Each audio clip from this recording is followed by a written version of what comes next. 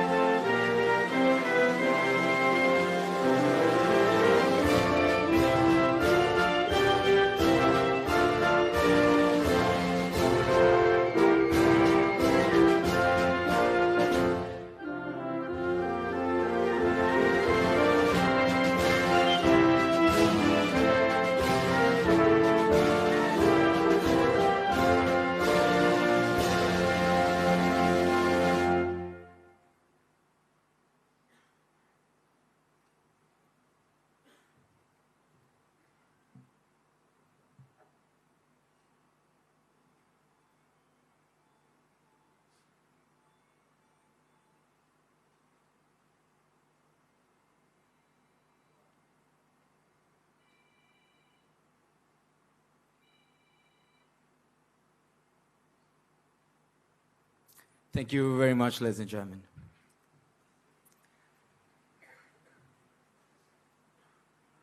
A very good evening to all of you once again. I'm your host, Javed Bongzo, and it's certainly a real honor to be the MC on this very special day where we celebrate the life of a very, very special person. And of course, this book, ladies and gentlemen, The Legacy of Meezan Hajiar, is a very fitting tribute to a fantastic personality. Well, today, ladies and gentlemen, we gather to celebrate a story that rises from the humble red earth of Kurugoda and blossoms into one of the most inspiring legacies in Sri Lanka's modern history. Now, Meezan Hajiar is the remarkable journey of Haji S.M. Mohideen, a boy who left school at 12 with nothing but determination and, of course, a weighing scale and a dream. This book is a sweeping, deeply human portrait of Meezan Hajiar, a visionary entrepreneur, a generous philanthropist, a political influencer, and a man whose life embodied dignity, faith, and service. This evening, ladies and gentlemen, we honor not just the legacy of Meezan Hajiar, but the values he lived by: hard work, humility, faith, and service. And this book is a tribute to a life that continues to inspire and a reminder of what one determined individual can do for a community, a district, and of course, a nation. And so, ladies and gentlemen, to formally welcome all of you, I now have the pleasure of inviting a very proud grandson. Please put your hands together for Mr. Ijaz Meezan.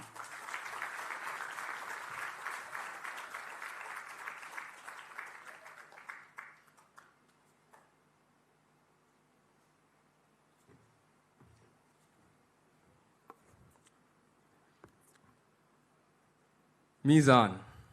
It means the scale in Arabic, the measure by which good and bad deeds will be weighed on the day of judgment. This was the name given to my grandfather, fondly by his contemporaries, reflecting his steadfast commitment to doing what was right and to being just in his actions. For me and my fellow cousins, he was above all a man whose life was truly lived in service of people. The life of Meezan Hajiar, my beloved grandfather, is one that many of us gathered here today may not have witnessed firsthand, but one we have come to know. We learn from and carry forward through his eternal legacy. Respected members of the clergy, distinguished speakers, members of the Meezan family, friends, ladies and gentlemen, good afternoon. It is my privilege on behalf of the Meezan family to warmly welcome you today to the launch of his biography, The Legacy of Meezan Hajiar.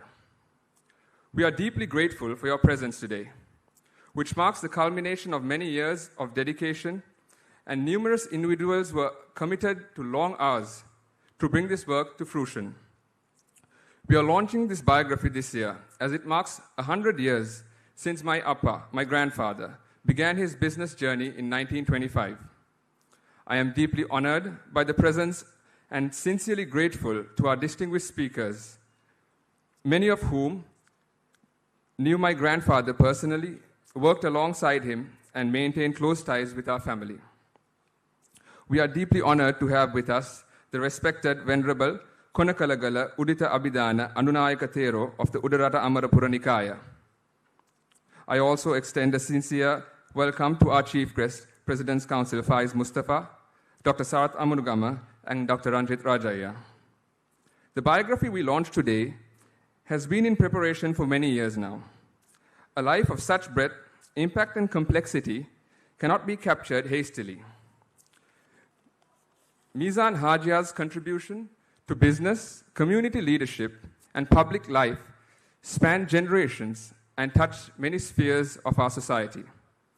Documenting this journey with accuracy and respect required careful research, wide consultation, and a deep commitment to preserving not only his public achievements, but also the private values that defined him.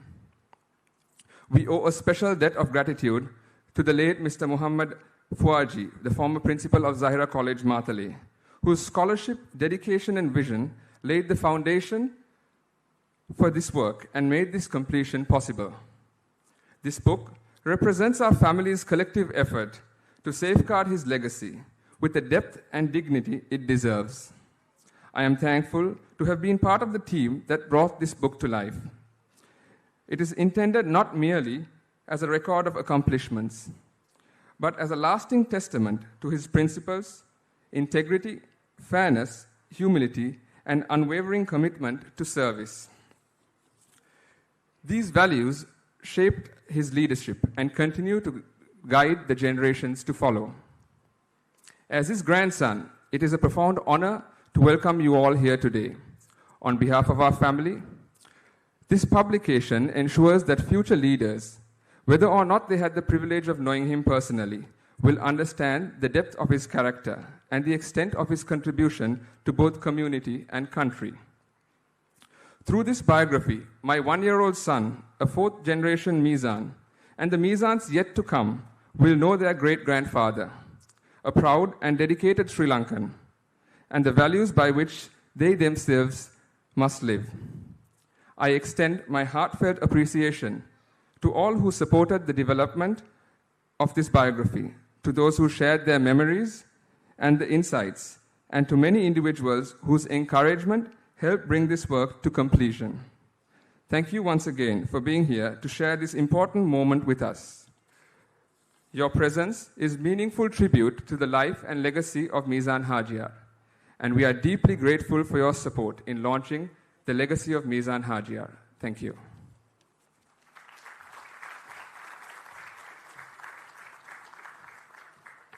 Thank you very much, Mr. Ijaz, for really setting the tone for this very special evening and, of course, for the warm welcome, too. And so, ladies and gentlemen, this is the moment that we have been waiting for, and that is the launch of the book. And this is the moment that we will be launching this very special book, The Legacy of Meezan Hajiar. Let's take a look at the screen now.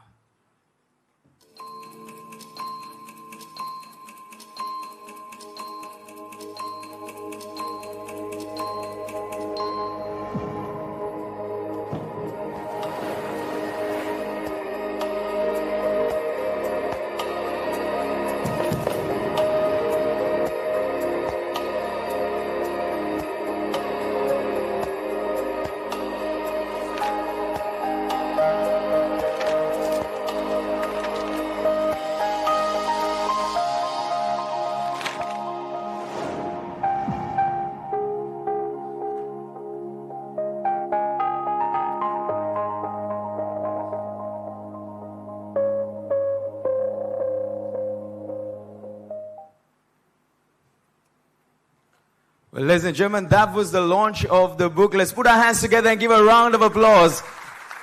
This is the legacy of Meezan Hajiar. And now, ladies and gentlemen, this is the moment where we get to present the first copies of this book as well, starting with our chief guest. And to do the honors, I have the pleasure of inviting Meezan Hajiar's second son, Mr. Faiz Mohideen. Let's put our hands together and give him a round of applause. He will be presenting the first copy to the chief guest this evening, President's Counsel, Mr. Faiz Mustafa.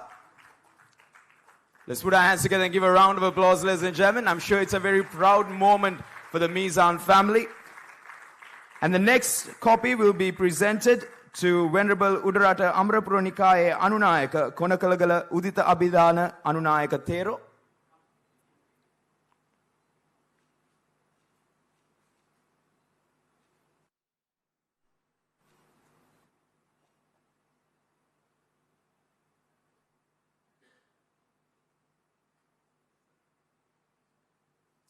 Yes, as I mentioned before, next we'll be presenting the next copy to Venerable Udarata Amarapura Nikaye Anunayaka Konakalagala Udita Abhidana Anunayaka Thero. Let's put our hands together and give a round of applause, everybody. And of course, a very special photograph as well to savor this very special moment. And the next copy, ladies and gentlemen, will be presented to Dr. Sarath Amunugama. Once again, let's put our hands together and give a round of applause. A very distinguished personality who has contributed immensely to our nation.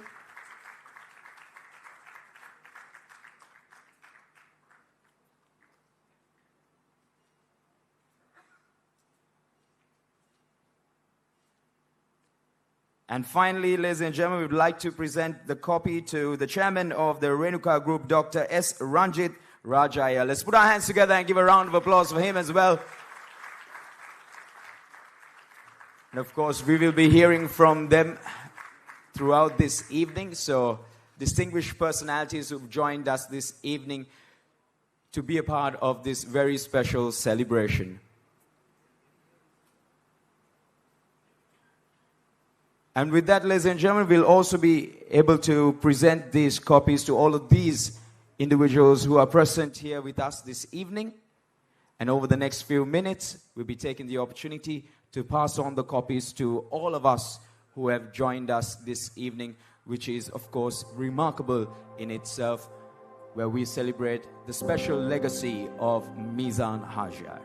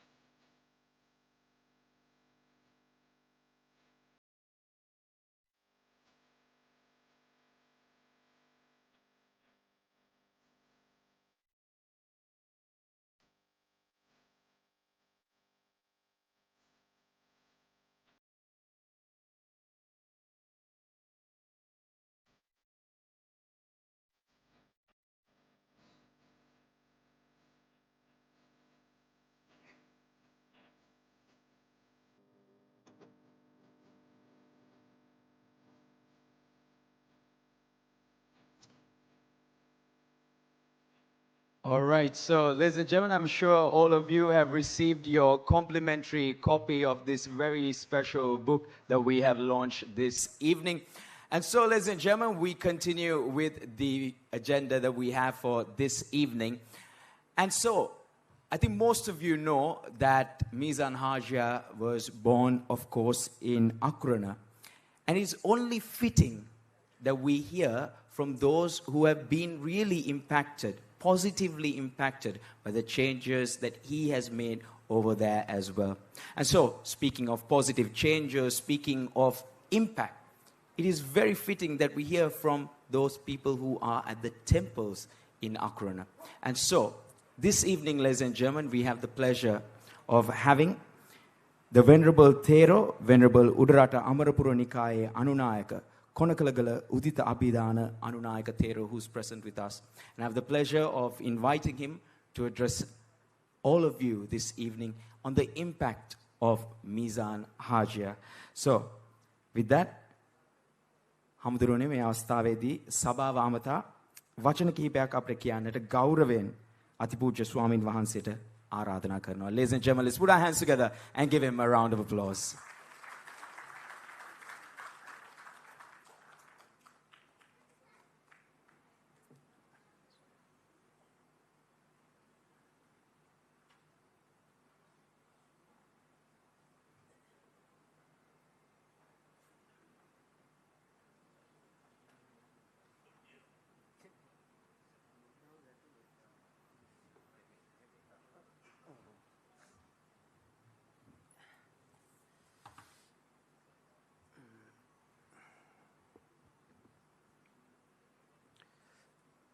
සියලු දෙනාටම සුබ සන්ධ්‍යාවක් වේවා.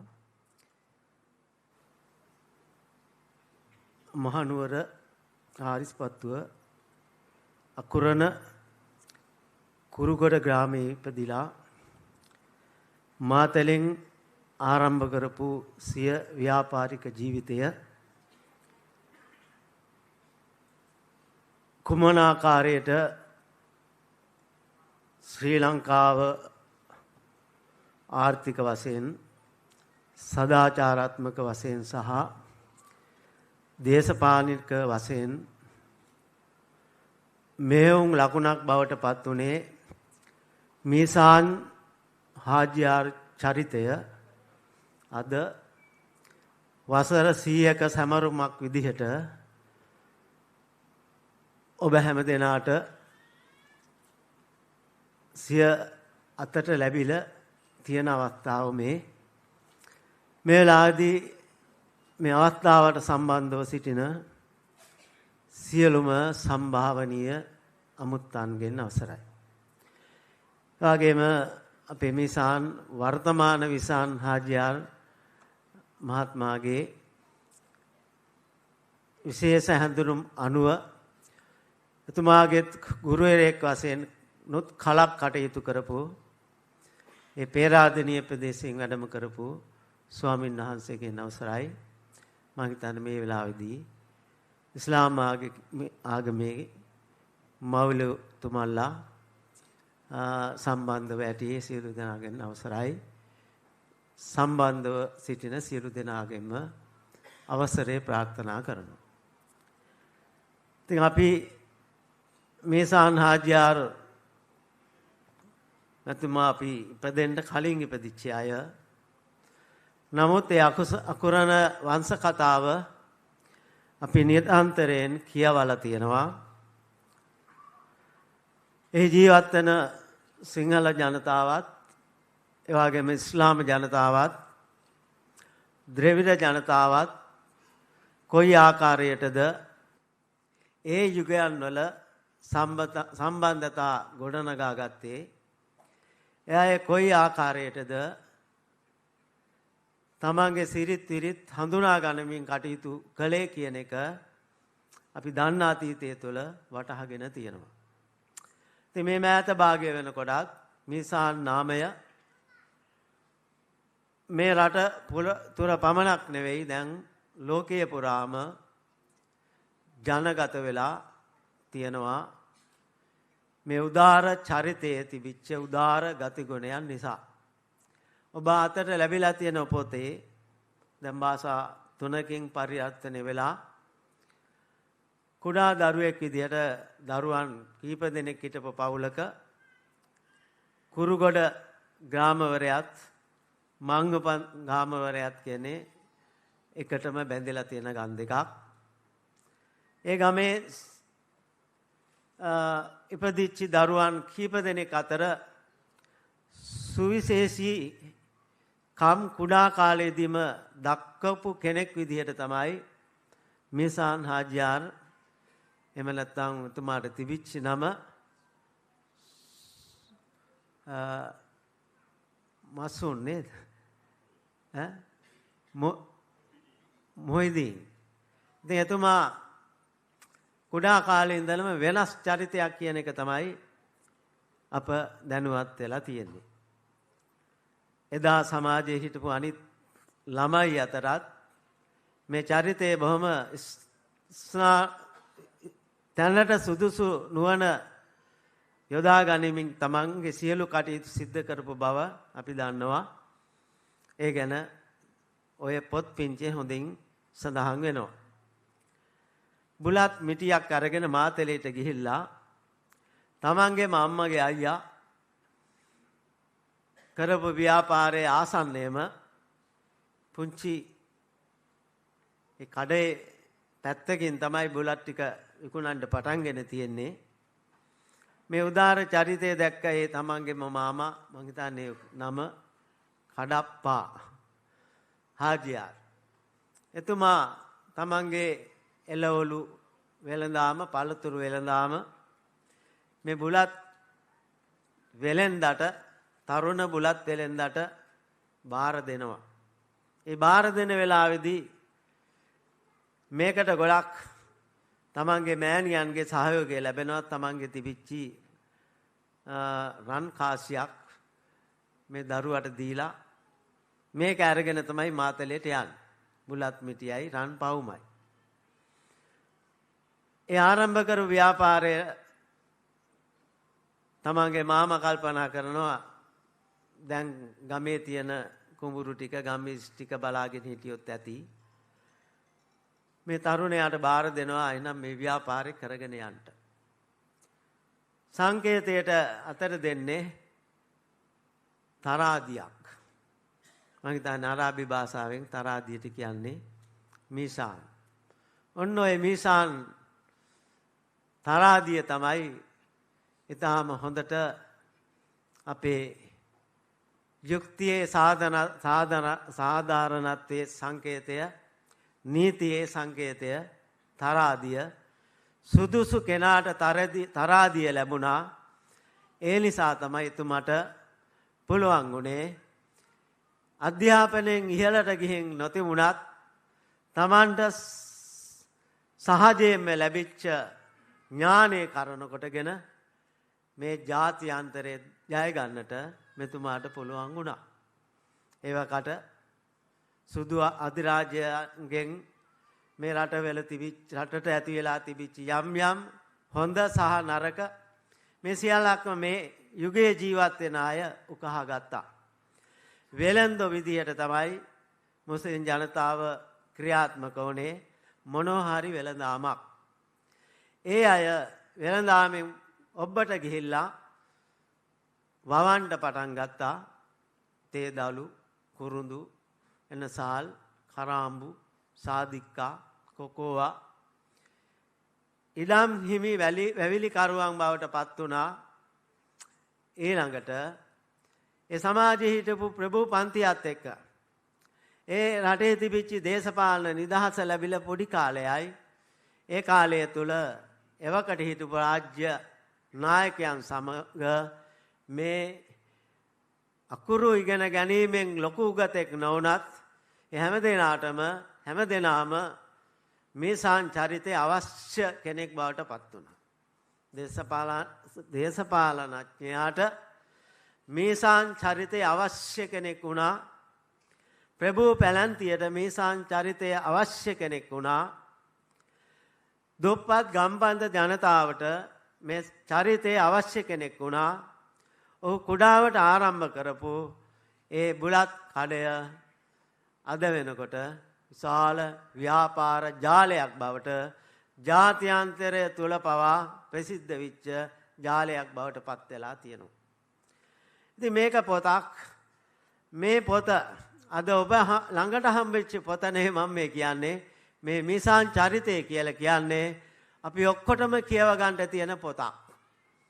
ඒ කාලේ සිංහල පිරිස අතරත් ඔයගේ දවංච චරිත තිබ්බා. ඒ චරිත පොත් අද භාවිතා කරනව අඩුයි. නව පරම්පරාව ඒ චරිත පොත් පැත්තකට දාලා තියෙනවා. නව මුස්ලිම් තරුණ පරම්පරාවත් ඒ අපේ වටිනා චරිත පොත් පැත්තකට තල්ලු කරලා තියෙනවා. දෙමළ ජනතාවත් ඒ තමන්ගේ ආදී මුතුන් මිත්තන්ගේ තිබිච්ච චරිත කතා චරිත පොත පැත්තකට දාලා ඒක වචනයක් කියන්න නැති විදිහට කාගේවත් සංස්කෘතියක් නොවන විදිහට ඔවුන් ගමනක් යනවා.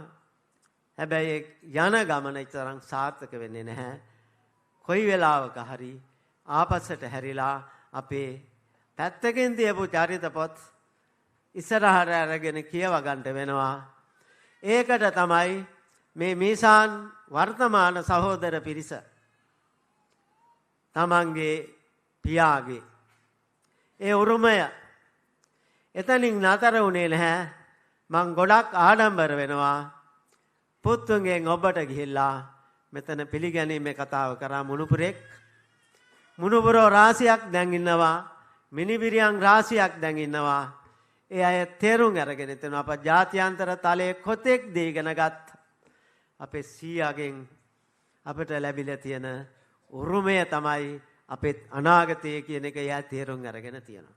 එඳා මං සතුටු වෙනවා මේ පොත අද සමාජගත කිරීම පිළිබඳව. සිංහල මාතලේ තමයි මෙතුමාගේ ජය ව්‍යාපාරක ලෝකයේ ජය බිම වුණේ. කුරුගොඩ තමයි උපන් භූමිය. කුරුගොඩ මේ පොතෙන් කියවෙනවා කුරුගොඩින් මේ සමාජයට විශාල ජාතික සම්පත් බිහි වෙලා තියෙනවා. අපිත් ඔය ළඟ හිටියට එහෙම දැනගෙන හිටියේ නැහැ.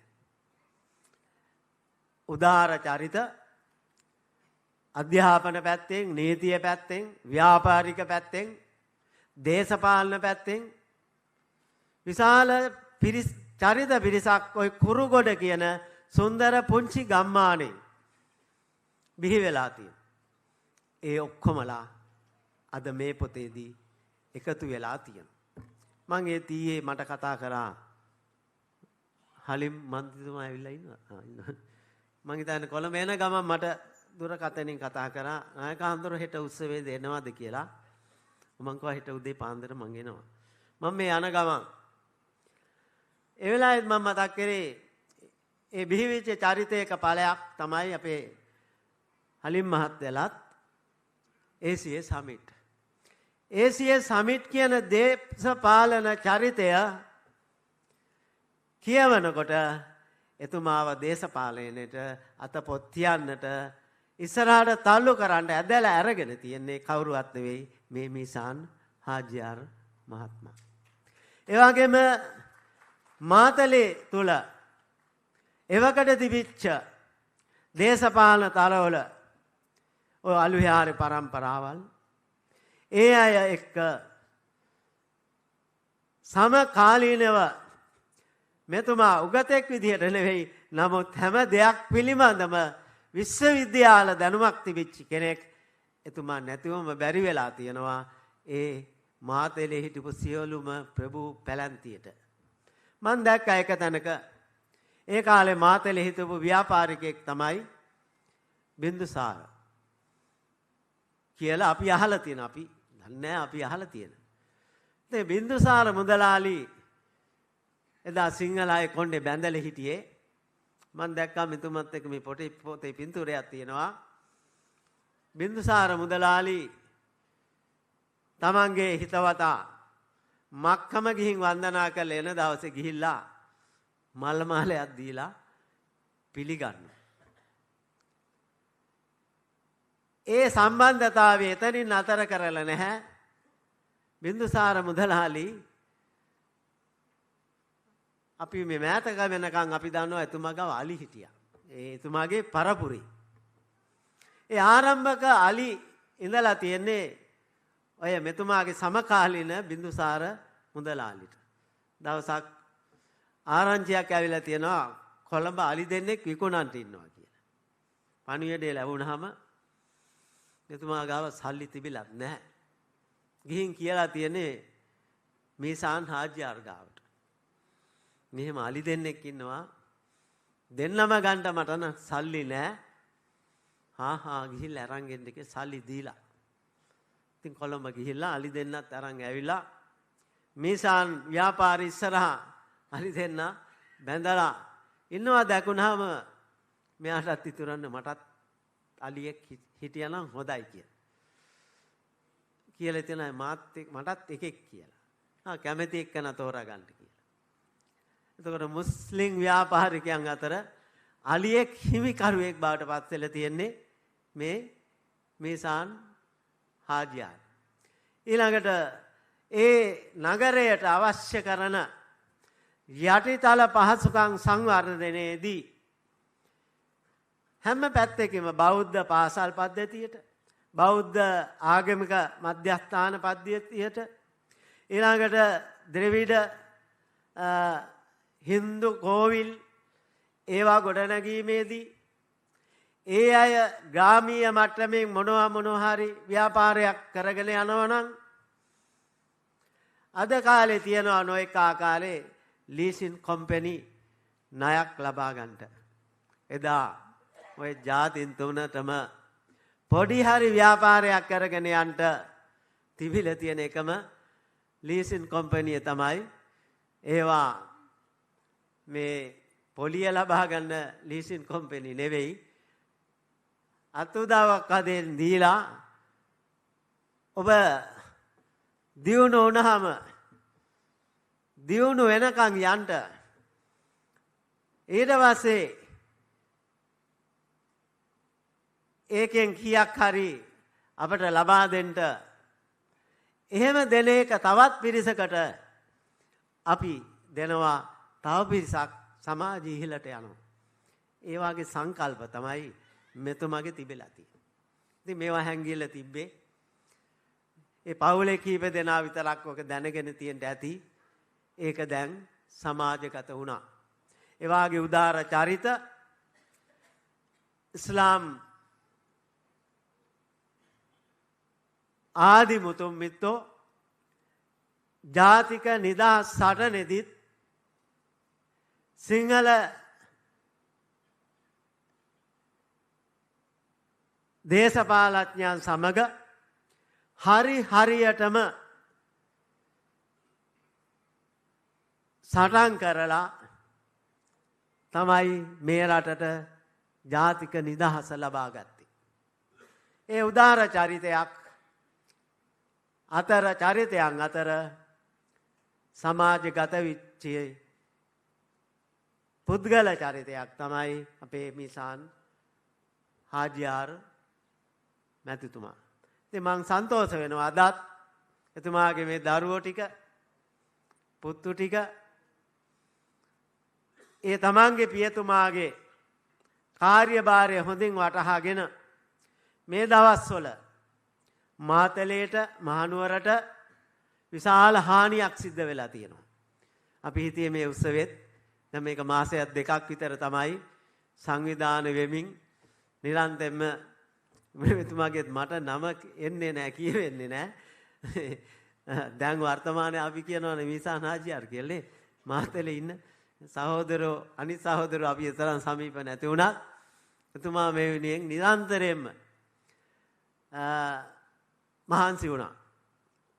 ඔහුගේ දවස්වලත් වැස්සේම අපේ පන්සලට නිතර ආවා. මේ උත්සවේ කරන්න ඕන කොහොම හරි කියන එක. ඒක එතුමා ඒක වටහාගෙන තියෙනවා. ඒ වගේම එතුමාගේ අනිත් වැඩිමහල් සහෝදරෝ කීප දෙනා මම හිතන්නේ එතන 12 දෙනෙක් නේද? 14යි. ඔය 14 කියනකොට අපේ ගෙදරත් 12යි. මං 12 වෙනියා. ඒ කාලේ දැන් අද නම් එක එක්කෙනත් කියනවනේ අර පවුල් වල වැඩි මේ නෑ. ඒ කාලෙත් ඒ පවුලෙත් වැඩි අර පවුලෙත් වැඩි. කොයි පවුලෙත් වැඩි ප්‍රමාණයක් එදා හිටියා. අද කොයි පවුලෙත් එකෙක් හරි දෙකෙක් හරි.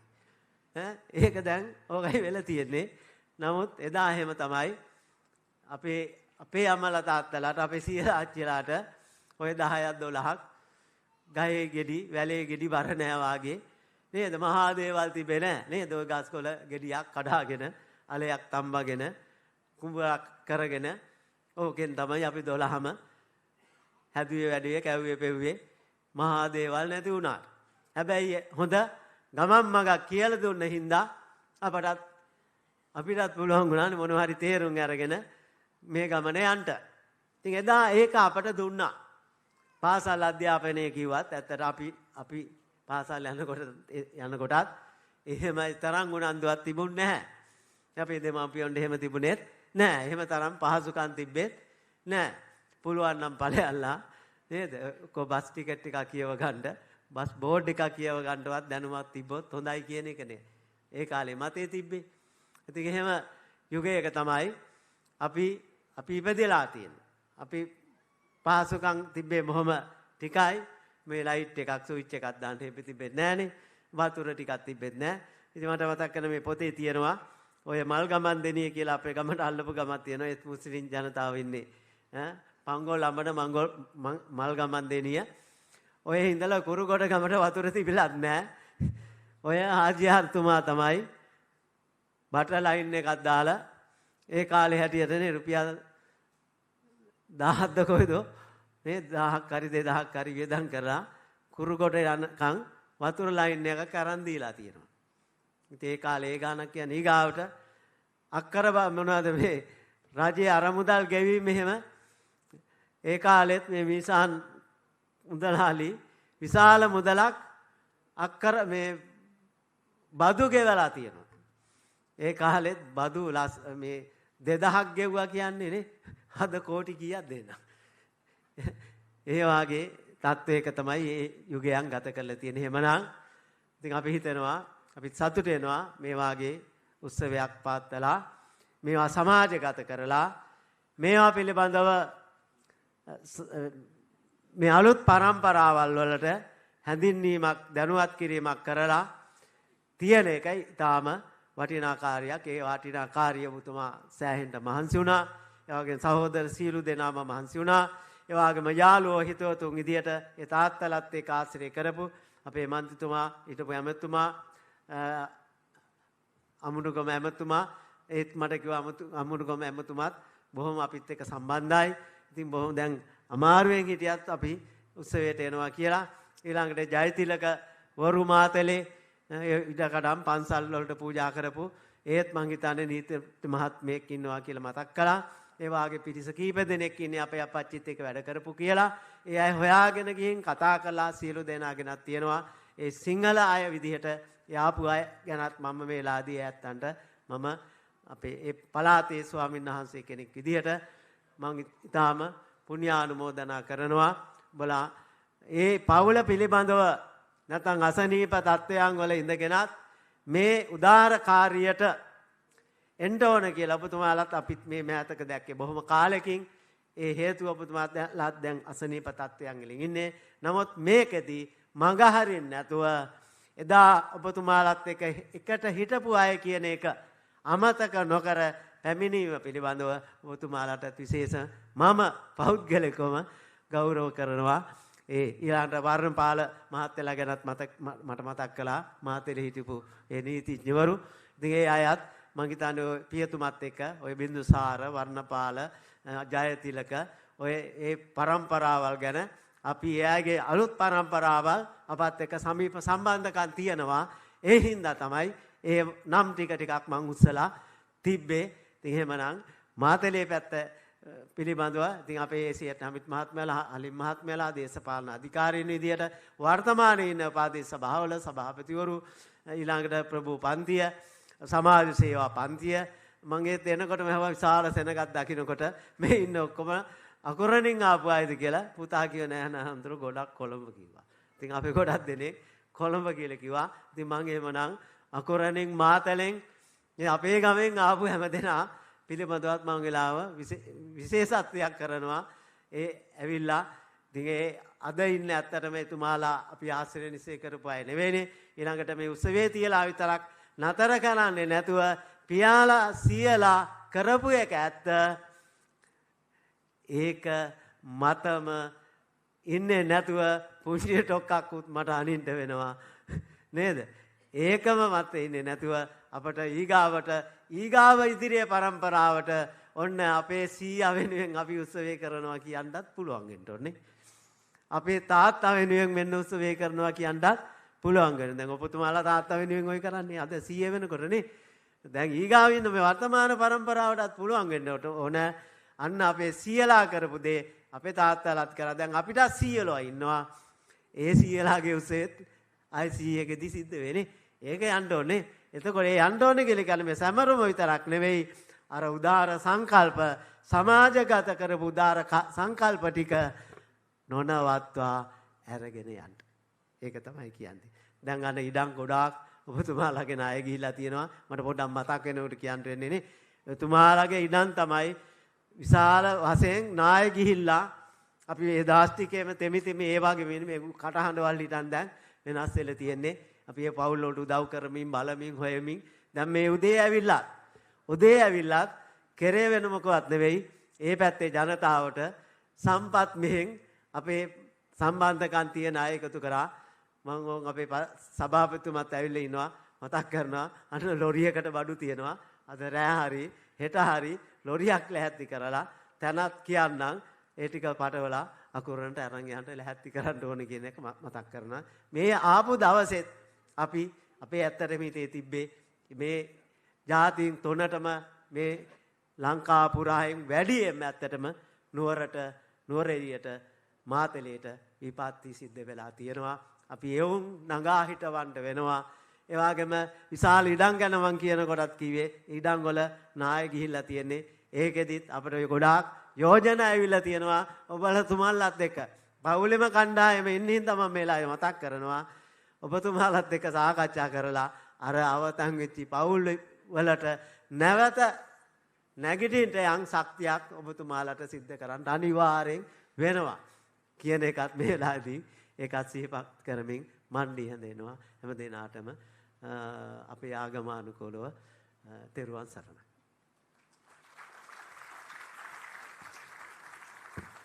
Istuti Swamin Vansa. Well, ladies and gentlemen, as the Venerable Thero mentioned, the name Meezan Hajiar. Of course, he's a distinguished personality who has contributed immensely to the society in all spheres of society as well, and an eternal name that will live long from generation to generation. And as you can see, he gave you a glimpse of how strong this name is and how strong they are in terms of bonds with all communities in those cities. So, with that, ladies and gentlemen, talking about glimpse and giving you a glimpse of the time, I now have the pleasure of inviting to speak a personality who was actually a government agent at the time in the late 1960s in Matale. This very personality, of course, is very close to the Meezan family, and of course is a personality that we know very well as well.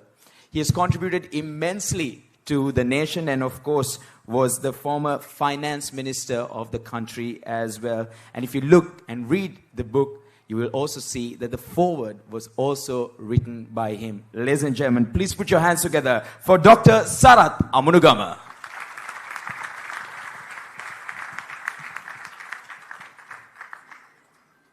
Reverend sirs, dear friends, I want to begin by thanking the organizers of this meeting for inviting me to be present and to say a few words about the legendary Meezan Hajiar. I think before we go further, we should extend our condolences to all those neighbors of ours in Akurana and Matale who have had to face severe difficulties recently due to the cyclone. I know, for example, that Ramuke, Ala, and Kammadua are all abutting your estates. So I know that you feel these problems very acutely and would like to take this opportunity of condoling with all those people. I myself have got good relations with Matale. My ancestor was Dorakubura Disawa, and my great-grandmother was from the Purijala family. And so I have a great attachment to Matale. I was also fortunate in being the government agent. But more than all of that, I've been very fortunate having lots of friends at Trinity, in Matale, in Kandy, and all related to the Meezan family, to the great Muslim families of Kandy, and especially my neighbor, my great friend from school days, Faiz Mustafa, who I'm sure will speak to you in a little while. So it's a family occasion, and I'm very happy to be here. I'm also very happy to say a few words about the legendary Meezan Mudalali, Meezan Hajiar, who needs to be recognized much more, I think, in Sri Lanka as a founder, as a great contributor to modern Sri Lanka, particularly in the area of economic growth, in the area of political support, in the area of intercommunal harmony. In every possible way, he has been a trendsetter, he has been a legend, and I think it's very appropriate that we take this opportunity to remember him, particularly this year when it is the centenary of this famous journey of a 12-year-old boy from Kurugoda to Matale to join his close relative in starting a business in Matale town. It was a legendary journey. He started small, but he won the confidence of all communities who did business with him. Those who produced those basic products, the spices, the various other commodities, those who not only produced, but those who sold, and later on, they were able to even be one of the pioneer exporters of Candian produce to the Middle East and many other countries. He was a legendary businessman. And I would like to say that he was not only a great businessman, he was a great supporter of all the other small businessmen in the town. I went as government agent in 1967. Meezan Hajiar passed away at a very young age, I think in 1964. But his name was very much present in Matale of that time. You couldn't talk of any businessman, you couldn't talk of any big public occasion, especially you couldn't talk of politics without the name of Meezan Hajiar coming into the discussion. He was, in every respect, a forward-looking person, a great citizen of this country, and a great modernizer of this country. Of course, he was not only a businessman, he was a great politician in that sense, a supporter of modern politics in Sri Lanka. He did not hide his support for the UNP, the whole of Central Province. All the leaders of the UNP, including Mr. Dalisena Nayaka, Sir John Kotalawala, and also Mr. Bandaranaike, had very close and warm relations with him. They wouldn't really think of nominations, of promoting various people, selecting various people for public office without consulting him. He not only promoted them, but he also financed them and was a very sought out after figure as far as politics was concerned. And I have some lovely stories because at one stage I knew Mr. Nimal Karunatilak also, who used to tell me lots of these Matale stories. And I want to tell you one which is not very well known. In 1956, after Mr. Bernard Alveare had just a few months, I think, before the 1956 election, decided to go back to the UNP. He was the General Secretary of the SLFP. But he decided to go back to the UNP together with his good friend, Mr. D.B. Ellepola, who also contested the Laggala seat. So he was to contest from the SLFP. There were 4 big personalities in the Candian areas who were really great friends of Mr. Bandaranaike, but who decided to continue with the UNP, to continue with UNP politics. That is Bernard Alveare, D.B. Ellepola, Eddie Nugavela in Harispatwa, which at that time came as the Kadugannawa seat, and Harris Ratwatta, Arunda's father from Maunal. All 4 were very friendly with Mr. Bandaranaike, and he got a tremendous shock when just a few months before the 1956 election, they all decided to go back to their old farm, the UNP. And he was very angry. They say that he was particularly hurt by the decision of Mr. H.L. Ratwatta to continue with the UNP.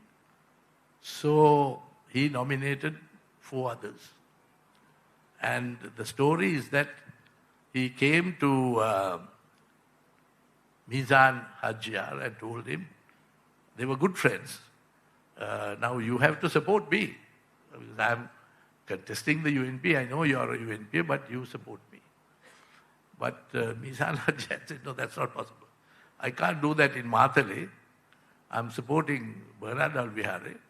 But I'll do you a favor because you are my friend. I will support Mr. Marika, C.S. Marika, who is contesting Kadugan now. That was the sort of friendship he had with Mr. Bandaranaike. So what was the net result? The net result was that all 4, H.L. Ratwatta, E.A. Nugavela, Bernard Alveare, and D.B. Ellepola, all 4 of them were defeated in the 1956 election. You can imagine what a difference it would have made to Sri Lankan history if the 4 of them had decided to go along with Mr. Bandaranaike, in which case they would have, of course, naturally been returned. That would have meant a huge difference because Mr. Bernard Alveare was virtually the deputy leader of the SLFP when they went into that election. So that is a part of Sri Lankan history which deserves to be recorded, in which I'm sure Meezan Hajiar was a part of the dramatis personae. I remember I think Faiz will remember, our old principal, Mr. Norman Walter, telling me, once I asked him, sir, after he came back, after he went to England, I think he came for a holiday to Sri Lanka. Faiz, I wonder whether you remember. From Australia, that's right. So I went and asked him, had a chat with him. So I asked him, sir, why was it that Mr. Bernard Alveare suddenly decided to go back to the UNP? Then he said, do you know, I had a big hand in that. So I was quite taken aback. I said, why is that? He said, this was the takeover of schools. I was going on at Bernard and told him, don't do this because they are going to take over schools like Trinity and we'll all be in the soup. So that may have been one of the considerations. And these things all had a long impact on our history. So this is the type of close interaction that took place among the elites in the Kandyan areas at that time.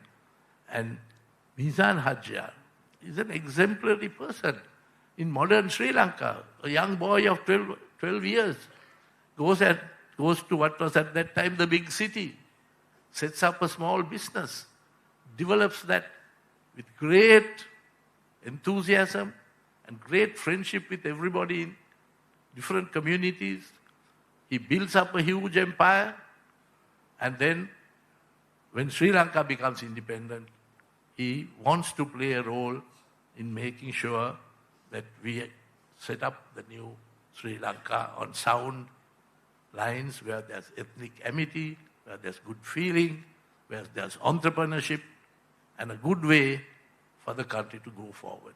So he's really, I would say, one of the heroes of our time, one of the founders of modern Sri Lanka. There may be 100 or 200 people like that who went there as apprentices, learned the trade from the bottom up, then got on very well with the different communities, engaged in ethical trade, supported others also to get into business. And long before all the economic theories that his son finds so wonderfully articulated when I was Minister of Finance, perhaps even more than the son, the father knew all about practical economics. They were great people who built up this country. And I think this is the occasion for us to remember them with gratitude, because these are the real heroes of the country. There are a lot of people who have publicity, they are recognized, there's a lot of hoopla about them, but when the chips are down, it's really people like Meezan Hajiar, who worked hard, who used their brains, who used their contacts, who did everything on sound grounds so that they would want to have a united and prosperous Sri Lanka. So they are the real heroes of this country, and I'm very glad that the family has got together to commemorate their father, who in my estimation is one of the legendary creators of modern Sri Lanka, and certainly a pillar of the modern central province and the Kandyan region. Thank you.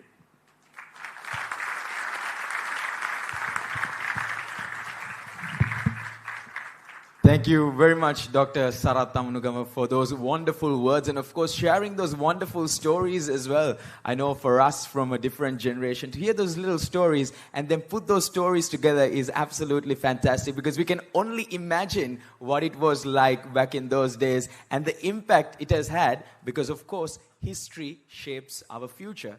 And it certainly has. And you use the words such as legend and, of course, hero as well. And I'm sure for a lot of people in here, they were, and he was, a legend and a hero as well.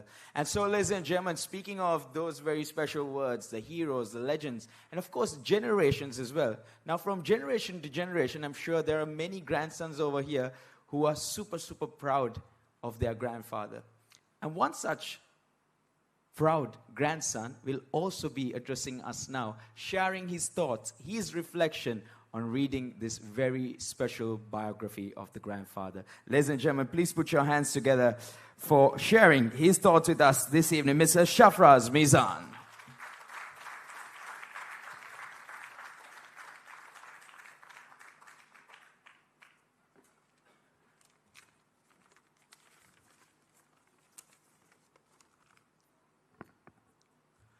Venerable Amarapura Nikaye Anunayaka Konakalagala Udita Abhidana Anunayaka Tero,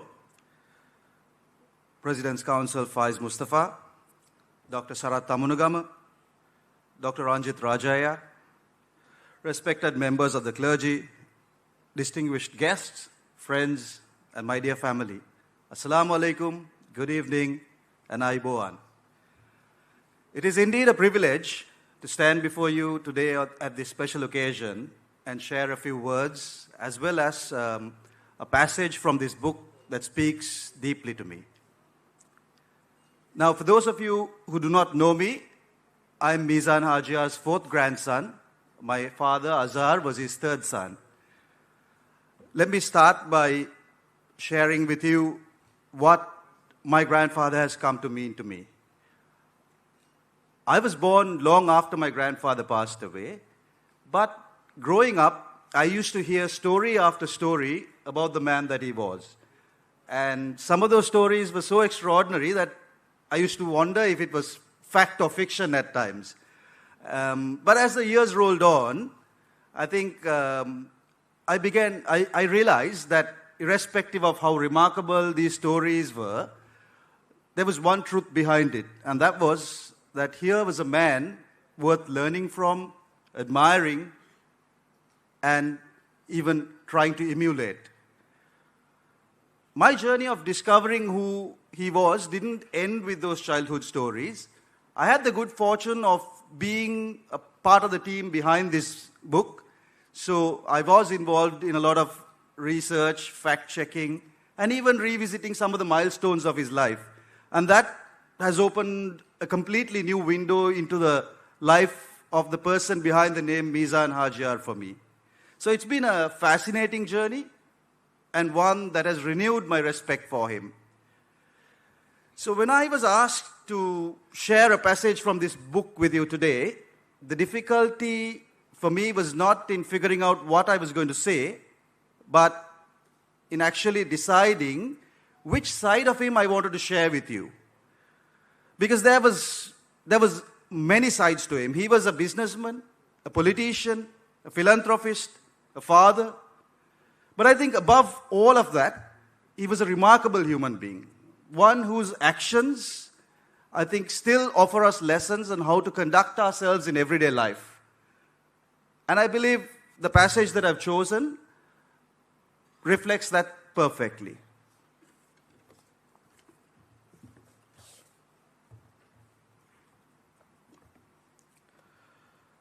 Marhum A.H.M. Bacha also recounted an extraordinary incident, one that shed light on why so many traders were loyal to Meezan Hajiar. During a particularly profitable pepper season, Meezan Hajiar had purchased large quantities of pepper from his network of village traders, including Haji Bacha, all at prevailing market rates. Just weeks later, pepper prices soared, and the shop reaped immense profits. But instead of pocketing the windfall, Meezan Hajiar did something few merchants would ever consider. He called Haji Bacha to his shop and handed him 7,000 rupees, explaining that it was only fair to share the profits with those who had supplied the goods. "You should share in my good fortune," he said. That 7,000 rupees allowed Haji Bacha to purchase a piece of land in Ratwata, a plot that remains with his descendants to this day. And he was not the only one. Other traders too received unexpected sums, gestures of goodwill that confirmed what many already knew. Meezan Hajiar was not just a shrewd businessman, he was a man of character. Now, in a world where businesses often operate with the sole motive of profit, where success is measured by what you can gain or what you can hold on to, I think this story speaks to us of something deeper and something more meaningful. And I believe that my grandfather understood that true success lies not only in what you earn, but in the relationships you build, the trust you nurture, and the fairness that you uphold, even when he could have quite easily have done otherwise. And this, for me, was his legacy. A lesson that's as relevant today as it was all those decades ago. And I will end on that note. Thank you.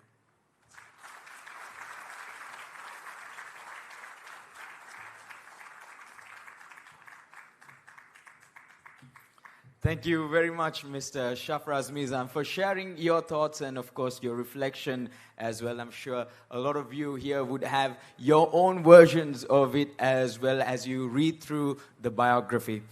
And so, ladies and gentlemen, up next to address all of you, as we get to know more and more about the legendary Meezan Hajiar, we get to hear from another side. And yes, this time we are going towards his health side. We've spoken about politics, we've spoken about the community, now we are going towards the health side. And you're going to wonder why. That's because we are going to invite the person who's actually the son of the doctor of Meezan Hajiar. So, ladies and gentlemen, I had the pleasure of inviting a very recognized personality in Sri Lanka. Of course, his dad was the doctor of the legendary Meezan Hajiar.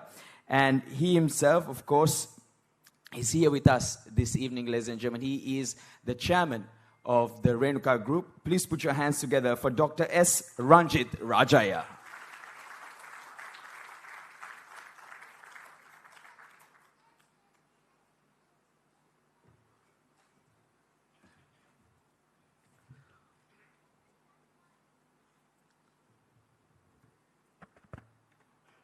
I've come to address all of you all as a member of my family, who the only one who's left in Sri Lanka. My father and my grandmother were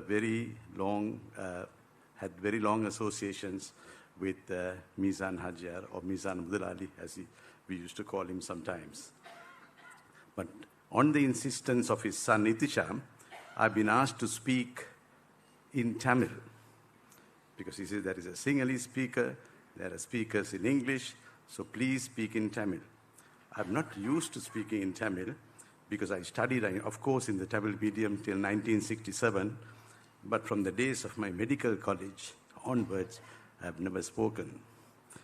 But let me try, and if I do make any mistakes, please forgive me.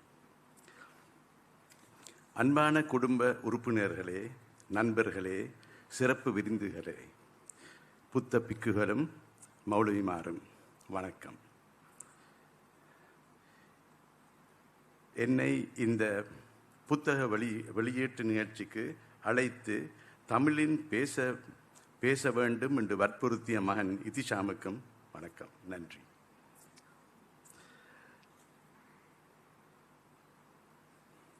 மீசான்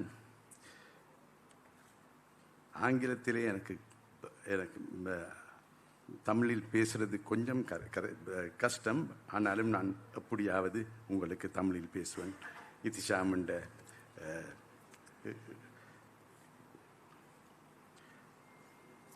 மீசான் ஹாஜியார் அவர்களுக்கு நீண்ட பாரம்பரியத்தை, வாழ்க்கை முறையையும் சொல்லும் சந்தர்ப்பம் எனக்கு ஒரு பெரிய மரியாதையாகும். ஒருவர் செய்த சாதனைகள் அவரது வாழ்க்கையை நிலைநாட்டும், ஆனால் மதிப்புகள் தான் ஒரு நிலையான வரலாற்றை உருவாக்கும். இதனால் தான் நாம் அவருடைய நினைவுகளை கொண்டாட ஒன்று சேர்த்திருக்கிறோம். இந்த புத்தக வெளியீடு அவருடைய சாதனைகளை மட்டும் சொல்லவில்லை, அவர் வாழ்ந்த வாழ்க்கை முறையை எல்லோருக்கும் கூறுகிறது. அவர் எப்போதும் வியாபாரத்தில் வெற்றி பெறுவது தான் நோக்கமாக இருக்கவில்லை. கடமை, கண்ணியம், கட்டுப்பாடு என்று வாழ்ந்து வந்தார். அதனால்தான் அவர் எங்கள் அப்பாவுடன் அம்மம்மாவுடனும் மிக நெருக்கமாக உறவி பேணி வந்தார். அது வியாபார நோக்கமாக மட்டுமில்லை, ஆனால் உண்மையான சிநேகிதத்தினால். 1961 ஆண்டு என்று நினைக்கிறேன், அவர் மாத்தலை, அக்குரண, புலனறுவ போன்ற இடங்களில் வாழ்ந்த அவரது உறவினர்களும் நண்பர்களையும், என்னுடைய தந்தை டாக்டர் ஆறுமுகம் ராஜையாவையும், என்ற அம்மம்மா, அதுதான் என்ற பாட்டி ராசம்மா ராமசாமியையும், அந்த இன்னொரு டாக்டர் அங்கே பிரபல குடும்ப மருத்துவர் டாக்டர் சம்சன் குணவர்தனையும் எல்லாரையும் சேர்ந்து ஆயிரக்கணக்கான ஏக்கர் அமைந்த வாரியப்பொலை எஸ்டேட் ஒன்றை ஒரு ஆங்கில கம்பெனியிடமிருந்து அவர் மிக முக்கிய முயற்சி எடுத்தார். அது ஒரு சுலபமான வேலை இல்லை. பின்னர் கேள்விப்பட்டேன், சரியான சவலாகரம் இருந்தது. ஆனாலும் அவர் பின் வாங்கவில்லை. அவர் கொடுத்த நம்பிக்கையும் தான் அந்த எஸ்டேட் வாங்க முடிந்தது. மாத்தளை நகரத்தின் எல்லையோரத்தில் அமைந்த இந்த தோட்டம் இவரின் முயற்சியால் நம் அனைவருக்கும் சொந்தமான மண்ணானது. இது எல்லா பங்காளிகளுக்கும் ஒரு பெரிய லாபத்தை கொடுத்தது. வாரியப்புழை, கந்தனூரை, வியாரகம என்ற 3 தோட்டங்களும் பங்காளிகளுக்கு உரிமையானது. நான் சிறுவயதிலே அவரின் காரில் என் அப்பாவிடம் வாரியப்புழை எஸ்டேட் போனது இன்னும் நினைவில் இருக்கிறது.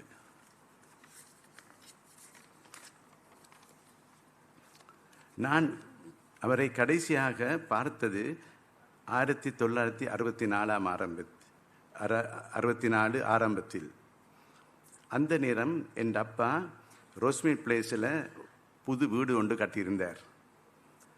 அந்த வீட்டுக்கு மீசான் ஹாஜியார் ஃபேன் 4-5 ஃபேன் அனுப்பியிருந்தார். அவர் சொன்னார் அப்பாவுக்கு, நீங்கள் அந்த ஃபேன் எல்லாம் வீட்டில் பூட்ட வேணும். அது பூட்டி வேலை செய்கிற நேரம் நான் உங்களை வந்து சந்திப்பேன், வீட்டுக்கு வந்து சந்திப்பேன். அது சொன்ன மாதிரி அவர் வந்தார். வீட்டை வந்து எங்களோடு எங்கள் மாடியிலே இருந்து ஃபேன்கள் போட வச்சு அதில் கீழே இருந்துட்டு, அதுக்கு பிறகு இந்த வீடுகளுக்கெல்லாம் அழகை நான் வசிக்கிறேன் என்று மேல்தட்டுக்கு வந்து தேநீர் குடித்து வீட்டை எல்லாம் சுற்றி வர பார்த்துட்டு நல்வாழ்த்துகளை எங்களுக்கெல்லாம் கூறிட்டு திருப்பி மாத்தளைக்கு சென்றார். அதுதான் நான் கடைசி முறை அவரை கண்டான். அவர் அனுப்பின ஃபேன் நான் நினைக்கிறேன் ஒரு 50 வருஷமாக அந்த வீட்டில் இன்னும் ஓடிட்டுது. இப்போ அது இல்லை. ஆனால் அந்த 50 வருஷம் போல் அந்த ஃபேன்கள் எல்லாம் வேலை செய்தது. ஒருவர் வாழ்க்கையில் பணம் மட்டும் வெற்றி அல்ல, மரியாதையையும் முக்கியம் என மீசான் ஹாஜியார் வாழ்ந்து காட்டியதை எனது அனுபவத்தில் கண்டேன். நல்லது செய்தால் நல்லது நடக்கும் என்ற நம்பிக்கையுடன் வாழ்ந்தார். இதனால் தான் இன்று அவரிடம் உதவி பெற்றவர்கள், அவர் ஊக்கமளித்தவர்கள், குடும்பத்தினர் எல்லோரும் ஒன்று சேர்ந்து இந்த புத்தக வெளியீட்டுக்கு விழாவிற்கு வந்திருக்கிறார்கள். இந்த புத்தகம் இன்னும் பலருக்கும் ஊக்கமாக இருக்கும். இதை வாசிப்பவர்கள் வெற்றி பணத்திலால் மற்றும் வராது என்று பரிந்து கொள்வார்கள். அவர் மறைந்தாலும் அவரது நல்ல மதிப்புகள் இன்றும் நம்முடன் வாழ்ந்து கொண்டிருக்கின்றன. இந்த நிகழ்ச்சியை நடத்திய அனைவருக்கும் என் குடும்பத்தின் சார்பால் மனமார்ந்த நன்றியை தெரிவிக்கிறேன். நன்றி.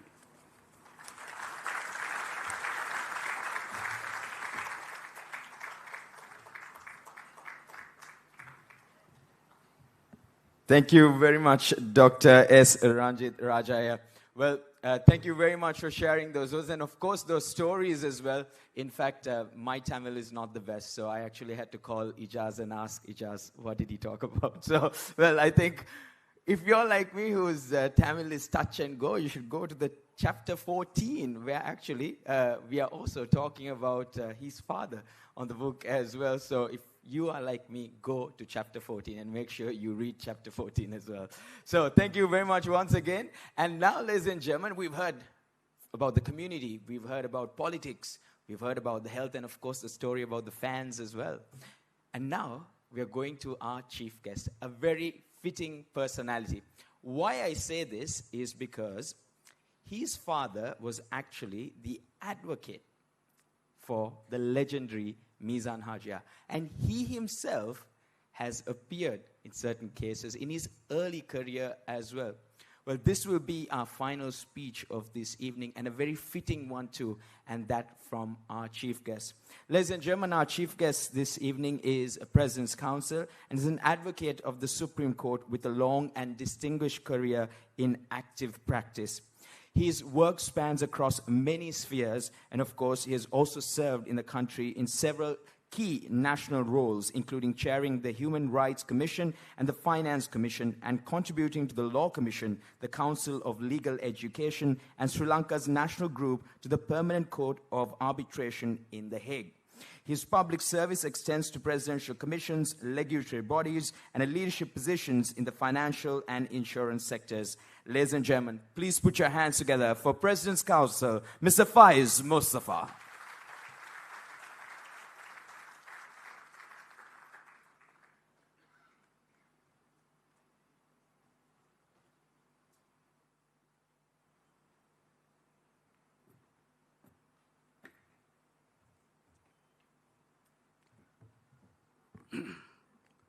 Bismillah ar-Rahman ar-Rahim. In the name of Allah, the most beneficent, the most merciful.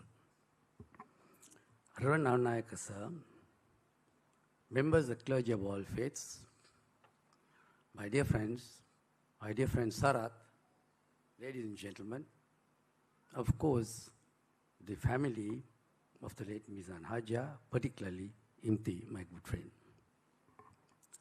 May I begin by thanking the members of the family of the late Meezan Hajiar for their kind invitation today, and particularly to Imti and his son, Ijaz, who saw me and wanted me to be present today. Of course, Meezan Hajiar, as was said before, is not a mere mystical, historical figure to me. I did know him personally, though from afar, but as was said, my father was his legal advisor, and I was his legal advisor for a short period. Of course, in my callow youth.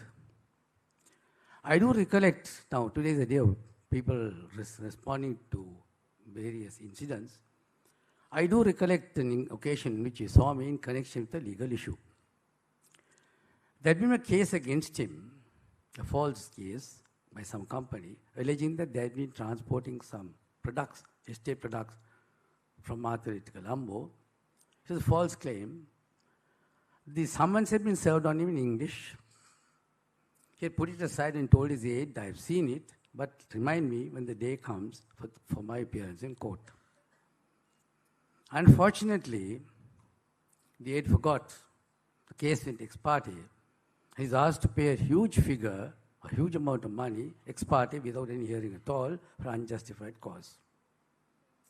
I was just starting my practice in the early 1960s. The smart elect I was told at that point of time, a callow youth, to find a way out by my father, who was my instructing attorney. I went through, and I could only find one window.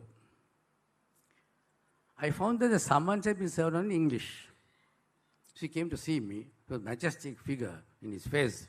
I told him very gingerly, Hajiar, you're not as familiar in English as you are in the other languages, so can't you tell the court the summons was served in English? And you didn't quite know what it was about, because the law requires that it should have been served in your own language, the language you knew. He looked at me, he was astounded. He didn't know that he thought that lawyers were devious. He said to me, no, I cannot say that because I knew what it's about.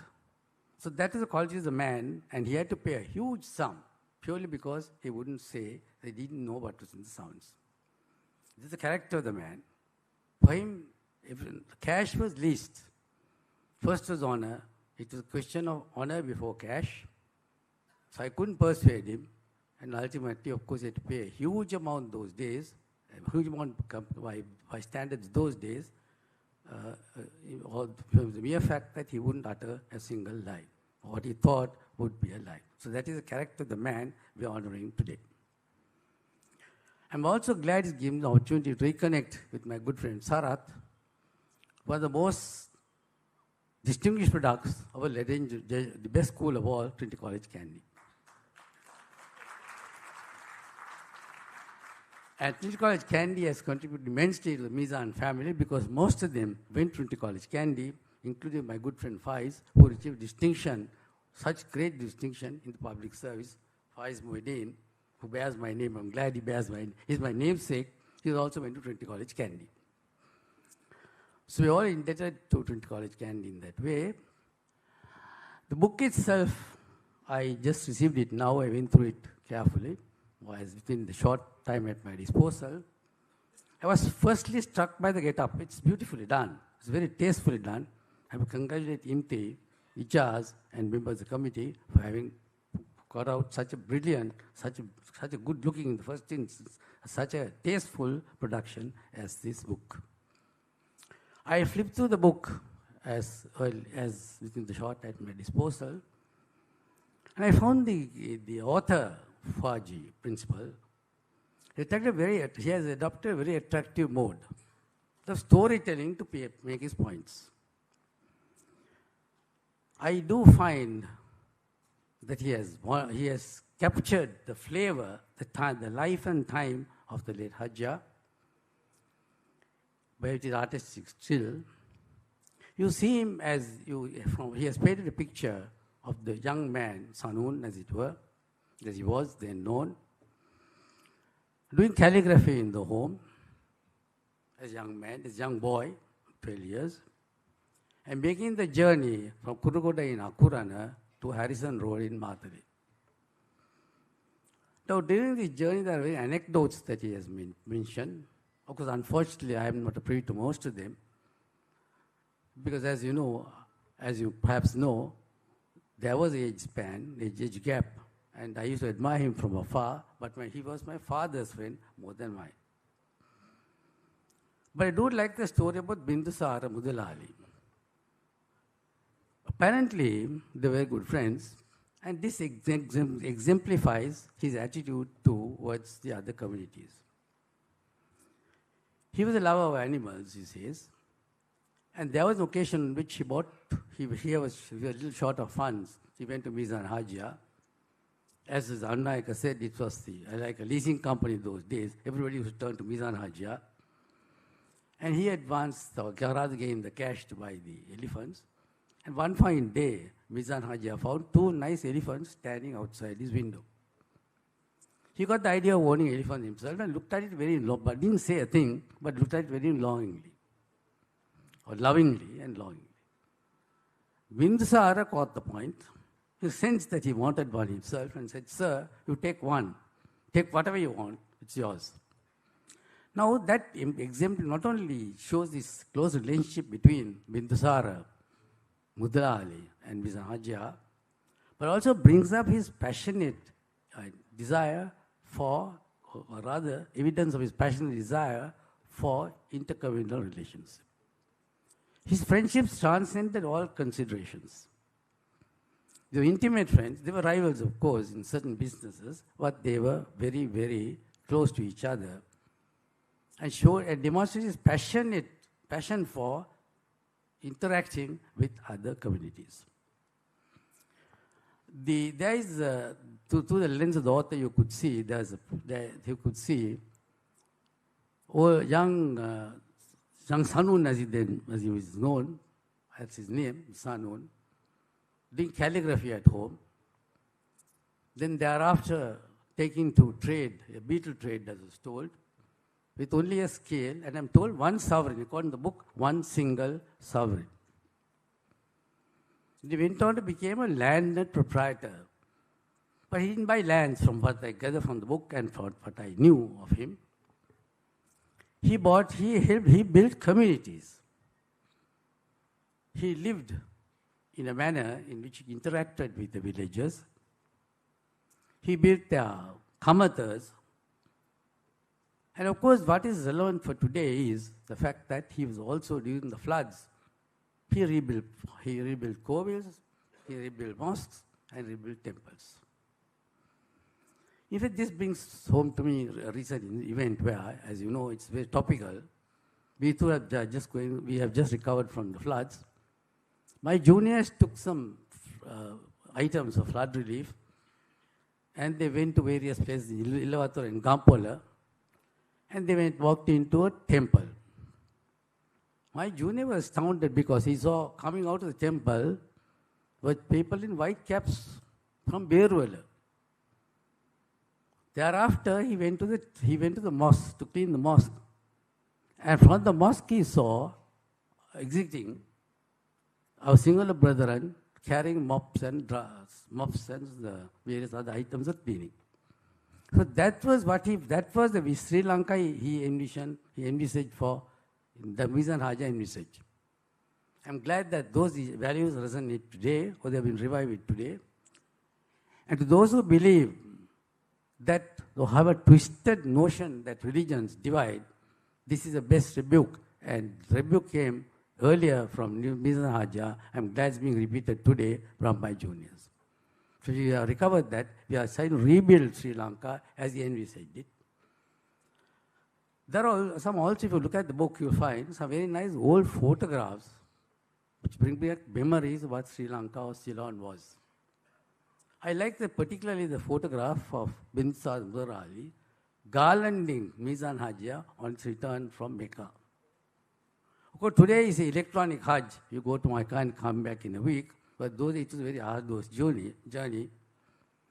And the beauty is that he was that the photograph shows him being garlanded by, not by a Muslim, but by a Sinhalese friend, a brethren. And this signifies or exemplifies the fact that there are those close relationships which transcended the communal considerations.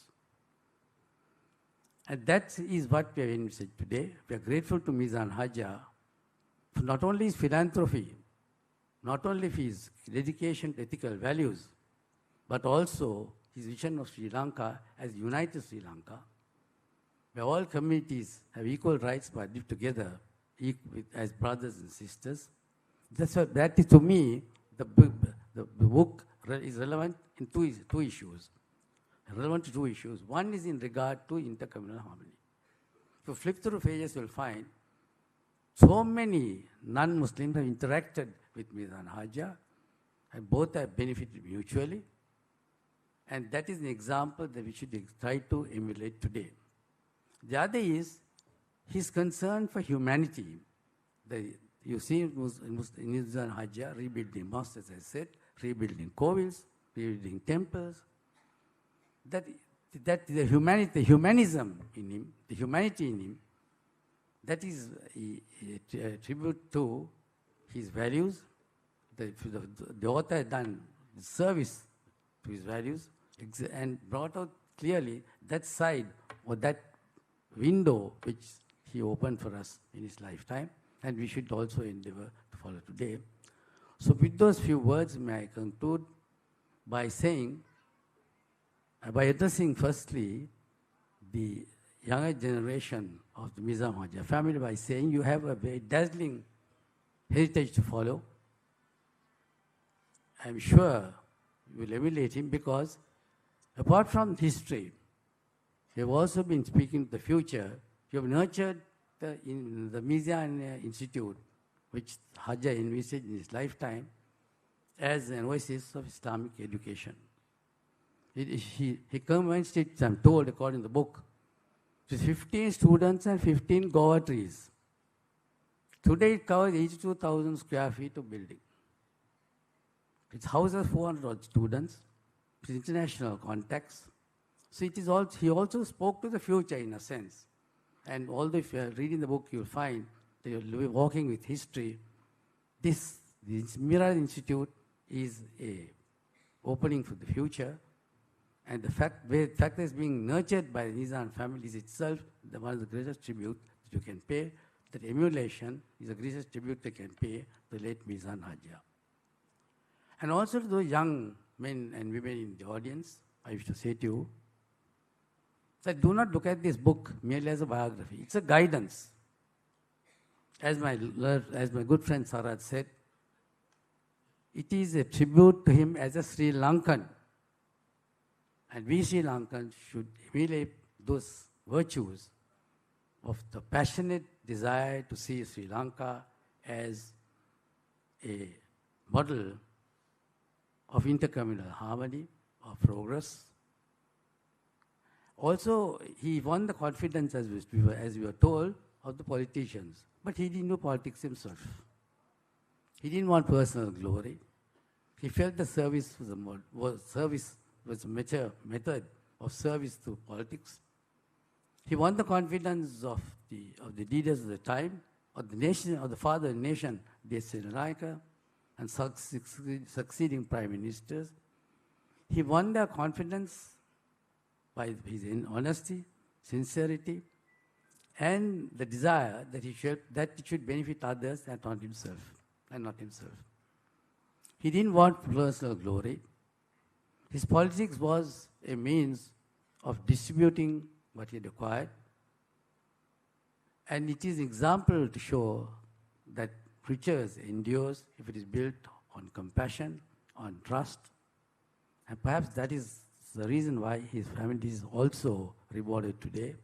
So I conclude by praying to Almighty Allah to forgive whatever sins he have committed, give him the highest place in heaven, and continue to bless the Meezan family in the years to come. Jazakallah khairan. Thank you.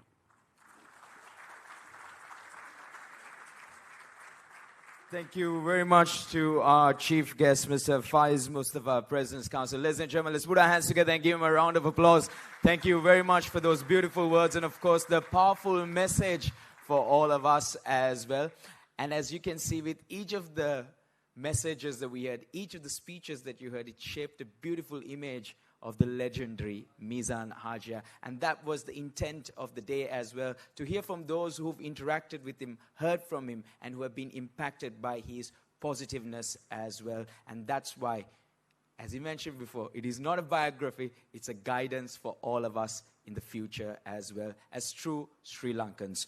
So with that, ladies and gentlemen, as we've come to the conclusion, we began with by hearing from a very proud grandson, and we conclude also hearing from a very proud grandson. Ladies and gentlemen, to propose the vote of thanks on this very special day, I have the pleasure of inviting Mr. Shabir Zaki. Please put your hands together and give him a round of applause.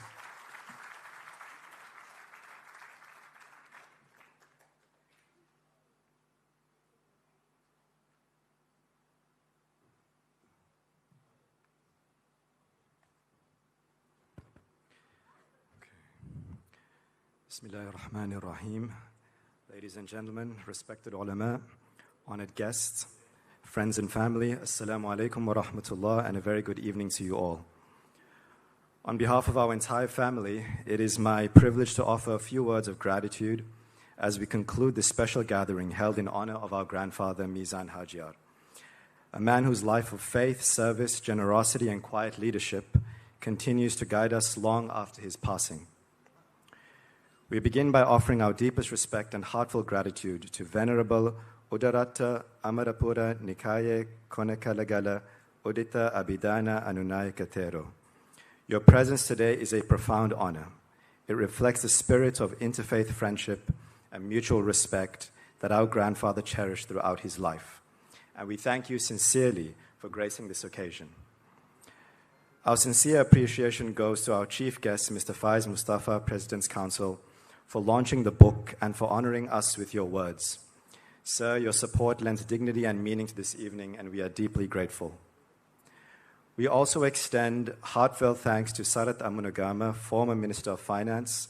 Your reflections help situate Meezan Hajiar's story within the broader narratives of Sri Lanka, its communities, its industries, and its spirit of perseverance. Our gratitude extends as well to Dr. Ranjit Rajaya, Chairman of the Renuka Group. You have long understood the values that shaped our grandfather's life: hard work, ethical enterprise, and commitment to community. And we are honored by your presence. We also wish to remember with affection and respect the late Abdul Aziz Muhammad Fouaji, whose early encouragement and guidance helped lay the foundations for this project. May Allah grant him mercy. A project of this nature is the result of many years of dedication. We extend our sincere thanks to all those who contributed to the research, interviews, writing, compiling, editing, and historical verification of this biography. You have helped preserve not only the story of one man, but an important chapter of Sri Lankan Muslim heritage. We offer special gratitude to Sarasavi Publications for publishing this work with such care and professionalism, ensuring that the book reflects the significance of the life it records. Our thanks also go to Knowledge Box, whose design and production expertise were instrumental in shaping the final volume. We are grateful to BMICH for hosting us so graciously and for providing a fitting venue for today's launch.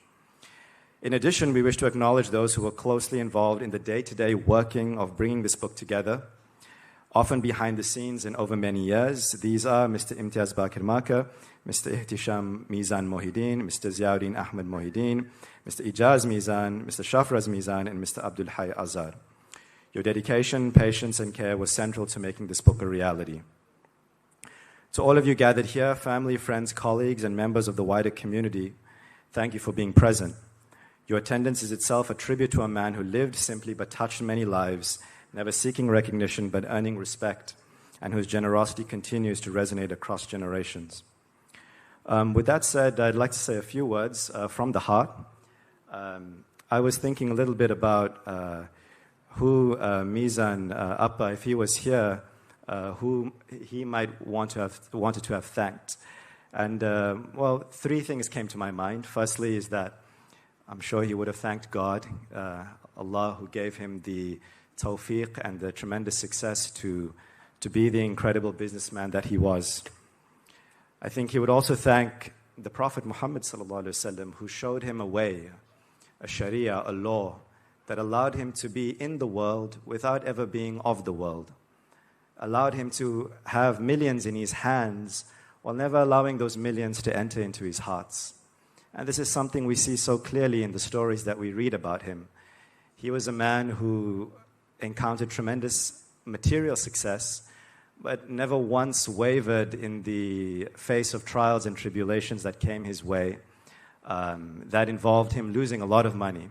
I remember when Ijaz and Shafraz Nana and I were looking at this book and we read some of those stories, we thought, well, that's it. If this happened to us, we would just throw our hands up and say, there's no point trying again. This is too difficult. We lost too much. We should just forget about it. And lastly, I think Meezan Appa would thank the people that formed him and nurtured him, which are his parents. One of my teachers said, our parents are like two rivers that flow into our hearts and make us the person that we are today. You've already seen pictures of Meezan Appa's father, a quiet, enigmatic-looking man with a pure innocence in his eyes looking at us through these black and white photos. I wanted to read very briefly a short section from the book that I came across this morning about his mother, the quiet and powerful force that is behind great men, behind every great man. A great woman are always part of that story, even though we don't see them. So this is a story, I'll read very briefly, told through Haji Abu Salih's eyes, a friend's memory of his early life. And he was known to his friends as Samoon. But it was Samoon's mother I remember most vividly, Khadija Ummah. Khadija Ummah was a rare soul, warm, soft-spoken, and radiant with a boundless love that knew no distinction.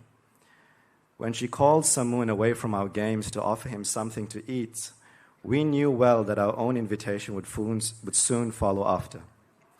And sure enough, moments later, she'd appear bearing more plates, more cups, sweets, and savories alike. We were given exactly what her own son received, no less, no different. That was her way. She never let a child feel forgotten. I can still see her in my mind, sleeves rolled, gently pressing sweets into our palms, brushing hair from our foreheads, praying over us in whispers we didn't understand then but understand now. I believe to this day that it was her dua that bore fruit in all her children. And with that, we hope one day we can all be in paradise with Khadija Ummah, eating sweets out of her blessed hands. And with that, I'd like to conclude and thank you very much for your time this evening. And please join us for some refreshments outside. Jazakumullahu khairan. Wassalamu alaikum wa rahmatullahi wa barakatuhu.